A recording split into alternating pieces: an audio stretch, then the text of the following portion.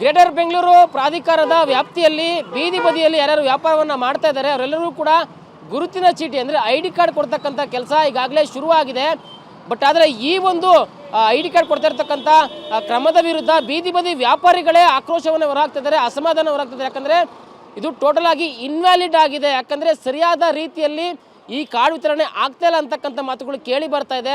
ಯಾಕಂದರೆ ಈ ಒಂದು ಕಾರ್ಡಲ್ಲಿ ಏನಿದೆ QR ಕೋಡ್ ಆಗಿರ್ಬೋದು ಅಥವಾ ಏನು BBMP ಅವಧಿಯಲ್ಲಿ ಸಮೀಕ್ಷೆ ಮಾಡಿದ ನಂತರ ಅದೇ BBMP ಅವಧಿಯಲ್ಲಿ ಪ್ರಿಂಟ್ ಮಾಡಲಾದ ಕಾರ್ಡ್ಗಳನ್ನು ಈಗ ಅದಕ್ಕೆ ಸ್ಟಿಕ್ಕರ್ ಮೆಚ್ಚಿಬಿಟ್ಟು GB ಅಂತ ಅದಕ್ಕೆ ಸ್ಟಿಕ್ಕರ್ ಹಾಕಿ ಈಗ ಕಾರ್ಡ್ಗಳನ್ನ ಕೊಡ್ತಕ್ಕಂಥ ಕೆಲಸಕ್ಕೆ ಮುಂದಾಗಿದ್ದಾರೆ.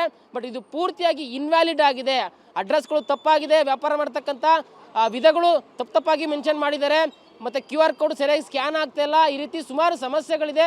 ಇದನ್ನು ಯಾವುದೇ ಕಾರಣಕ್ಕೂ ನಾವು ಒಪ್ಪಲ್ಲ ಅಂತೇಳಿ ಬೀದಿ ಬದಿ ವ್ಯಾಪಾರಿಗಳು ಹೇಳ್ತಾ ಇದ್ದಾರೆ. ಬೀದಿ ಬದಿ ವ್ಯಾಪಾರಿಗಳ ಸಂಘದ ಅಧ್ಯಕ್ಷ ರಂಗಸ್ವಾಮಿ ಇದ್ದಾರೆ, ಮಾತಾಡ್ತಾ ಹೋಗ್ತೀನಿ.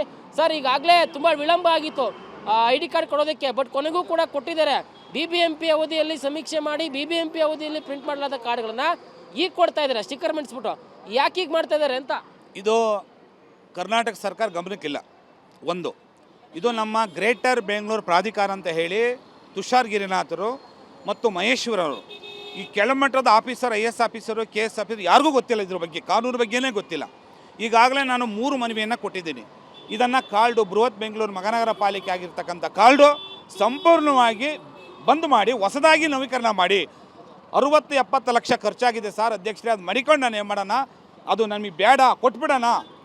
ಇದು ಯಾಕೆ ನೀವು ಬಲವಂತ ಮಾಡ್ತಾ ಇದ್ದೀರಾ? ಬೀದಿ ಬದಿ ವ್ಯಾಪಾರ ಪರವಾಗಿ ಯಾಕೆ ನೀವು ಇಷ್ಟು ಕಠಿಣ ಆಕ್ಷನ್ ತಗೋತಾ ಇದ್ದೀರಾ ಸರ್? ಆ್ಯಕ್ಟಲ್ಲಿ ಬೀದಿ ಬದಿ ವ್ಯಾಪಾರ ಆ್ಯಕ್ಟಲ್ಲಿ ಹೇಳ್ತಾ ಇದೆ, ಸಂಪೂರ್ಣವಾಗಿ ID ಕಾರ್ಡ್ ಒಳಗೆ GPS ಮಾಡಬೇಕು, QR ಕೋಡ್ ಮಾಡಬೇಕು, ಕುಟುಂಬದ ಭಾವಚಿತ್ರ ಹಾಕಬೇಕು, ಮತ್ತು ಯಾವ್ಯಾವ ಜಂಟಿ ಆಯುಕ್ತರು ಸಹಿ ಇರಬೇಕು, ವಲಯಗಳು ಚೇಂಜಸ್ ಇರಬೇಕು. ಇದರಲ್ಲಿ 8 ತಪ್ಪು ಮಾಡಿದ್ದಾರೆ ಕಾರ್ಡಲ್ಲಿ. 8 ತಪ್ಪಿದೆ. ಒಂದು ನೋಡಿ, ಕುಟುಂಬದ ಭಾವಚಿತ್ರ ಇಲ್ಲ ನೋಡಿ, ಇಲ್ಲಿ ಕುಟುಂಬದ ಭಾವಚಿತ್ರ ಸಂಪೂರ್ಣ ಬಿಟ್ಟಿದ್ದಾರೆ. ಎರಡನೇದು, 10 ಜಂಟಿ ಆಯುಕ್ತರು ಬರ್ತಾರೆ, ಅದರಲ್ಲಿ ಬರೀ ಕೇವಲ 8 ಜಂಟಿ ಆಯುಕ್ತರು ಸಹಿ ಇದೆ, 2 ಜಂಟಿ ಆಯುಕ್ತರು ಸಹ. ಅದೆಲ್ಲ ತಪ್ಪು. ಪಶ್ಚಿಮದ್ದು ದಕ್ಷಿಣ ಬಂದಿದೆ, ದಕ್ಷಿಣದ ಪಶ್ಚಿಮಕ್ಕೆ ಬಂದಿದೆ. ಅದೇ ರೀತಿ QR ಕೋಡ್ ನಂಬರು ಸಂಪೂರ್ಣವಾಗಿ ಲೊಕೇಶನ್ ಇಲ್ಲ. ಇವು ಬೀದಿ ಬದಿ ವ್ಯಾಪಾರಿಯಲ್ಲಿ ವ್ಯಾಪಾರ ಮಾಡ್ತಾ ಇದ್ರೆ ಆ ಲೊಕೇಶನ್ ಬರಬೇಕು, ಆ ಲೊಕೇಶನ್ ಇಲ್ಲ. ಇನ್ನೊಂದು ತಪ್ಪು ಏನಾಗಿದೆ ಅಂದರೆ, ಆ ಬೀದಿ ಬದಿ ವ್ಯಾಪಾರ 5 ವರ್ಷಕ್ಕೆ ಇರಬೇಕು ಕಾರ್ಡು, ಕೇವಲ ಇವರು 2028 ಏಪ್ರಿಲ್ ಲಾಸ್ಟ್ ಮಾಡಿದ್ದಾರೆ. ಅದು ನಮ್ಮ ಆ್ಯಕ್ಟಲ್ಲಿ ಹೇಳುತ್ತೆ 5 ವರ್ಷಕ್ಕೆ ಇರಬೇಕು. ಮತ್ತು ಕುಟುಂಬದ ಭಾವಚಿತ್ರದಲ್ಲಿ ಸಂಚಾರಿ ವ್ಯಾಪಾರಿ, ಸ್ಥಿರ ವ್ಯಾಪಾರಿ, ವಾರದ ವ್ಯಾಪಾರಿ ಅಂತಿರ್ತದೆ. ಈ ಅಡ್ರೆಸ್ಗಳೆಲ್ಲ ಸಂಪೂರ್ಣ ತಪ್ಪಾಗಿದೆ. ಮತ್ತು ಈ ಕಾರ್ಡನ್ನು ನಾನು ಈಗಾಗಲೇ ಹೈಕೋರ್ಟ್ಗೆ ಹೋಗಿದ್ದೀನಿ.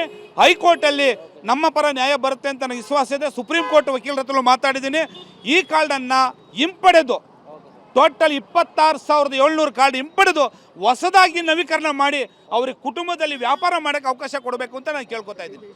ಸೊ ಒಟ್ಟಾರೆ ಏನು BBMP ಅವಧಿಯಲ್ಲಿ ಇದ್ದಂಥ ಒಂದು ವಾರ್ಡ್ಗಳೇ ಬೇರೆ ಅಥವಾ ಅದರ ಬೌಂಡ್ರಿ ಬೇರೆ, ಅಲ್ಲಿ ಕೆಲಸ ಮಾಡಿದಂಥ ಅಧಿಕಾರಿಗಳು ಬೇರೆ, ಆದರೆ GB ಆದ ನಂತರ ಎಲ್ಲರ ಒಂದು ಅಧಿಕಾರಿಗಳ ಸ್ಥಾನಪಲ್ಲಟ ಆಗಿದೆ, ವಾರ್ಡ್ಗಳು ಚೇಂಜ್ ಆಗಿದ್ದಾವೆ, ಪಾಲಿಕೆಗಳು ಪ್ರತ್ಯೇಕ ಆಗಿದ್ದಾವೆ. ಇಷ್ಟಾದರೂ ಕೂಡ BBMP ಅವಧಿಯಲ್ಲಿ ಪ್ರಿಂಟ್ ಮಾಡಿದ್ರಿ ಅನ್ನೋ ಒಂದೇ ಒಂದು ಕಾರಣಕ್ಕೆ ಆ ಕಾರ್ಡ್ನ ಇನ್ನೇನು ಮಾಡೋಕ್ಕಾಗಲ್ಲ ಅನ್ನೋ ಒಂದು ದೃಷ್ಟಿ ಇಟ್ಕೊಂಡು ಕೊನೆಗೂ ಕೂಡ ಅವರಿಗೆ ಏನೋ ಒಂದು ನಾಮಕಾವಸ್ಥೆಗೆ ಇನ್ವ್ಯಾಲಿಡ್ ಕಾರ್ಡ್ಗಳನ್ನು GB ಕೊಟ್ಟಿದ್ದಾರೆ ಅಂತಕ್ಕಂಥ ಗಂಭೀರ ಆರೋಪ ಕೇಳಿ ಬರ್ತಾ ಇದೆ. ಈ ಒಂದು GB ನಡೆ ವಿರುದ್ಧ ಹೈಕೋರ್ಟ್ ಮತ್ತು ಸುಪ್ರೀಂ ಕೋರ್ಟ್ ಮೆಟ್ಲೋದಕ್ಕೂ ಕೂಡ ಸಂಘ ಸಿದ್ಧತೆ ನಡೆಸಿರುವಂಥದ್ದು. ಕ್ಯಾಮರಾ ಪರ್ಸನ್ ಗುರುಚರಣ್ ಸಿಂಗ್ ಜೊತೆ ಲಕ್ಷ್ಮೀ ನರಸಿಂಹ, TV9 ಬೆಂಗಳೂರು.